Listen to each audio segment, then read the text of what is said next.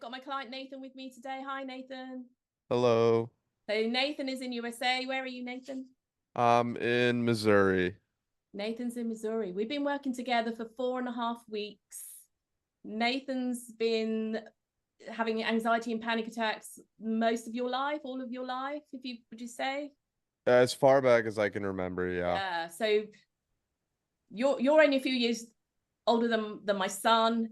So when I met you and you explained to me all the things that was going on in your life, that you were sort of stuck at home, you couldn't leave, you were having Yeah. anxiety, you were having daily panic attacks, your quality of life had deteriorated. I like it literally tugged on my heartstrings, and I felt so sad that you couldn't do all these things that you wanted to do. You're a young guy and you want to be out and free and having fun. So tell me, what made you contact me that you were feeling so bad? You'd had therapy all your life?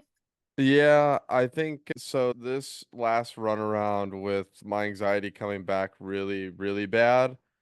We were going on about 2 years, didn't leave home, missed out on a lot of crucial events that I should have gone to, stopped working, and I think I dropped like 40 pounds too. And Having panic attacks every day? yeah, it's just like the normal, like I felt like I couldn't breathe, felt lightheaded, hands numb, my chin would go numb, which was weird to me. Happened with Stomach, it would just I would just freak out. I just had a lot of fear. My heart would start going crazy. I'd start getting lightheaded and I just felt like I couldn't get a full breath in. Yeah. So before you used to play golf, you used to go running, you were sporty, all of that. So when you got this latest episode of anxiety and couldn't do all these things, what happened? You stopped running because your heart was going up or something, wasn't it? Yeah, I wouldn't run or do strenuous exercise because I was afraid of getting my heart rate up. Mm-hmm. And then what Um, about driving, and what happened to that? that became basically non-existent. I did not drive anywhere, actually. At some point, I just gave up, and I didn't realize that I'd given up at the time. But looking back on it now, there was one day I just gave up and parked the car and didn't really drive, and it just kept getting worse and worse from then on. Yeah. And then when you popped out to go to the store, would you like rush back, or it was like a quick little? Oh, I would be speed walking through where I was going. I would never browse anything in the store. I would go because I know exactly what I'm gonna get. And there were a few times where the line to check out would be too long. I'd put the stuff back and I'd leave. I wouldn't wait to check out or anything like that. And the golf that you love, you stopped playing all that? You couldn't do it anymore? Yeah. Yeah. I used to play probably about 4 times a week and then now it's zero. And it led to such a dark sort of place when you met me, because your relationship ended. Yeah, You, she put up with a lot over half. It was about almost 3 year relationship, and for over half of it, she put up with what I was going through and kind of molded her life to what I was doing, which was I know is very hard for her because she's a very outgoing person. I mean, she's traveled the world, lived around the world. So to not be able to go and do stuff like that and me just to be able to show up for her, the bare minimum that you should do for someone you love, it hurt her a lot. And it was when she broke up with me, it kind of tore down that wall of like my falsehood of saying I'm okay and understanding that I'm not. And then I just broke down. And then not even 24 hours later, I'm on YouTube and I see your video and then immediately contacted you. and Um, and you were heartbroken at that point. Life was so low. You had all these. We had lists of goals, and my life isn't how I want it to be. I'm not seeing friends. Don't have my girlfriend anymore. I don't have a job. I can't leave the house. I can't socialize. right. Everything, wasn't it? Yeah, You were literally in that apartment, and that was your world on your own.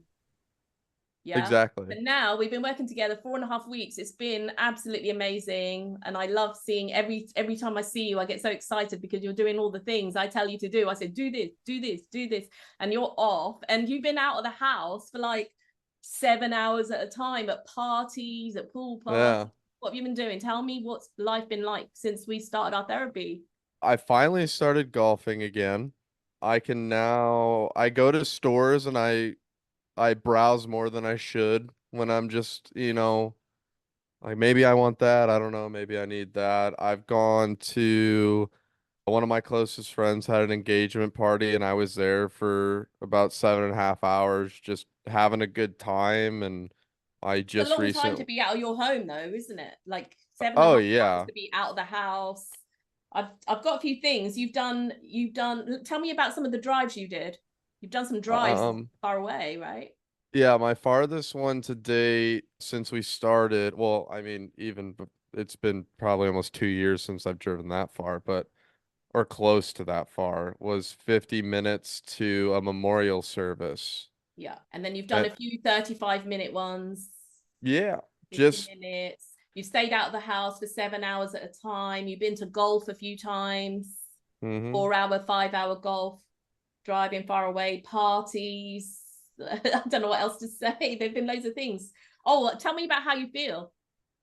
I feel good. I feel calm more than anything, and I just feel there are times where I catch myself like, you know how when you're really, really happy, because this is something I've never experienced in my life, but like when you're really, really happy, you almost feel like you could start crying. Like I've had that a few times where I just feel so relieved and happy that I feel like I'm gonna start crying, Because but in a you've good come a way. long way, right? Because Yeah. you've been having panic attacks since you were a child. A family member passed away, you were traumatized by that, and you've had hmm anxiety ever since. And you've been in therapy all of your life, doing what were you Yeah. doing? Talking therapy, counseling, right? Yeah. Yeah. And did you ever feel the way that you feel now? No. So now that you feel lighter, freer, you could do what you want, go where you want. You've been trying each week. I'm setting, do this, do this. We've still got a long drive to do. We've got a 2.5 hour drive, or 1.5 hour drive, or something, to 1.5 hour Yeah. drive to go to your parents' house. But everything else we seem to have done. We haven't done a long plane ride, and we haven't done a 1.5 hour drive to your parents' home, but we've done loads of other little drives. 50 minutes is like nearly an hour, so that's a really good thing. And being out the house for long periods of time. You've also eaten in lots of restaurants and that you just Yeah. say. How's that feel?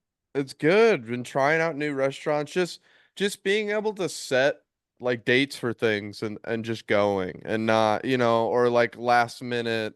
I've gotten last minute calls from my friends like, "Hey, we're going here." And I like for the last year and a half, there's no way I would have been like, "Yeah, I'm on my way." And you made new friends I have since made we new met. friends. Since we I met, you made a bunch of new friends. Yeah, I have. I've made new ones golfing. I've made new ones go when I'm out. So does that make you happy? How does this make you feel that you're Makes me happy. I enjoy socializing. As funny as that may sound to, coming from someone who didn't really leave their apartment for a year and a half, I've always loved to socialize. good? Good. So today was our fifth one. We've just done our fifth one today. We're going to leave a 5 week gap now, and then we're going to do some more. We're going to do fear of flying and things. When I see you next time, we've still got that to do because you haven't flown. You haven't left the country ever. I've never left the country. So I would like to see this as well. I'd like I to see know. the results. I'm so excited about it. So if you're going to say something to anyone that doubts it, so a lot of the people that follow me are completely stuck in their home, or they think they've had it too long, and this is untreatable. What would you say about this? Because you didn't believe it, but you wanted to believe it. Was that how it was? Yeah, yeah, I mean, I'm skeptical of a lot of things just because of the different treatments and all that haven't worked. But the thing that I would say to somebody who's skeptical about it is you've already tried other things, why not try one more thing? Yeah. Why Because give this up, could right? be it What could would be the happen? You're going to last die. thing, What if you gave up? right?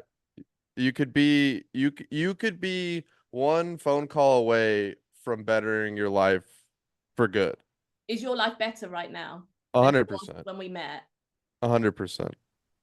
Because it was low, wasn't it? It was low. Extremely I low. wanted to cry when I met you. It was like, oh my God, this guy, No, like sad. And it was like, oh, and you were really quiet and like, no.